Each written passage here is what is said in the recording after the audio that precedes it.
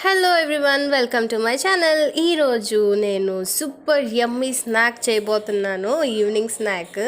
ఏంటి ఆ స్నాక్ అంటే మసాలా వడ అండి.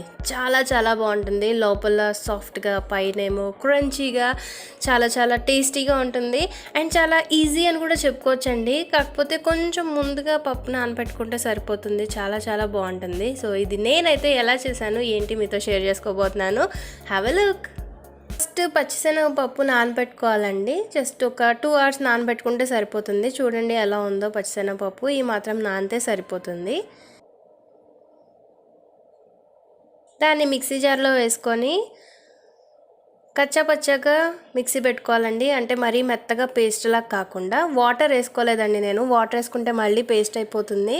అందుకని నానబెట్టుకున్న పచ్చిశనగపప్పును చూసారా, అక్కడక్కడ పప్పు వద్దలు అలానే ఉండిపోయినాయి. అలా మిక్సీ పెట్టుకోవాలన్నమాట. సో ఇందులో నేను ఒక ఉల్లిపాయ, ఒక పచ్చిమిర్చి, కొంచెం కరివేపాకు వేసుకుంటున్నాను. కావాలంటే ఇందులో మీరు కొంచెం కొత్తిమీర కూడా యాడ్ చేసుకోవచ్చు. టేస్ట్ మాత్రం చాలా చాలా బాగుంటుంది.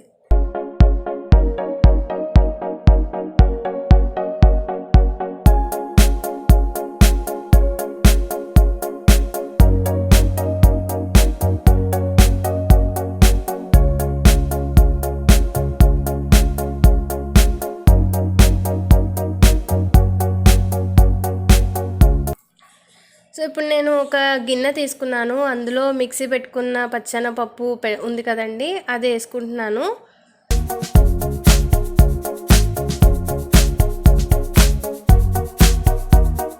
అందులో టేస్ట్కి తగ్గట్టు కొంచెం సాల్ట్ వేసుకున్నాను.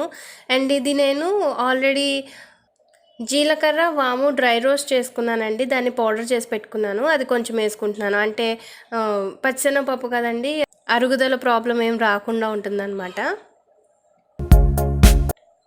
అండ్ ఇందులో కట్ చేసి పెట్టుకున్న ఉల్లిపాయలు, పచ్చిమిర్చి, కరివేపాకు కూడా వేసేసుకొని బాగా కలుపుకోవాలి.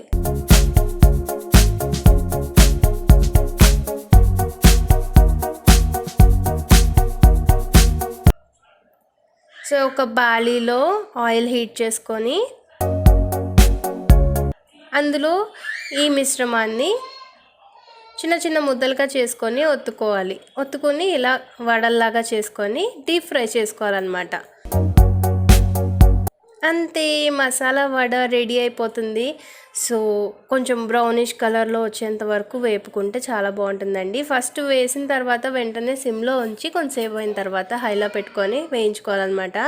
హైలో పెట్టేసుకొని వేయించుకుంటే మాడిపోయే ఛాన్సెస్ ఉంటాయి. అందుకని సిమ్లో పెట్టుకొని కొంతసేపు వేయించుకున్న తర్వాత హైలో పెట్టుకొని వేయించుకోవాలన్నమాట. సో అసలే వర్షాకాలం ఇది. సో ఈవినింగ్ టైంలో వేడివేడిగా ఇలాంటి స్నాక్స్ తినాలని కంపల్సరీ అనిపిస్తూ ఉంటుంది. కాబట్టి మీరు కూడా ఒకసారి ఈ మసాలా వడ ట్రై చేయండి.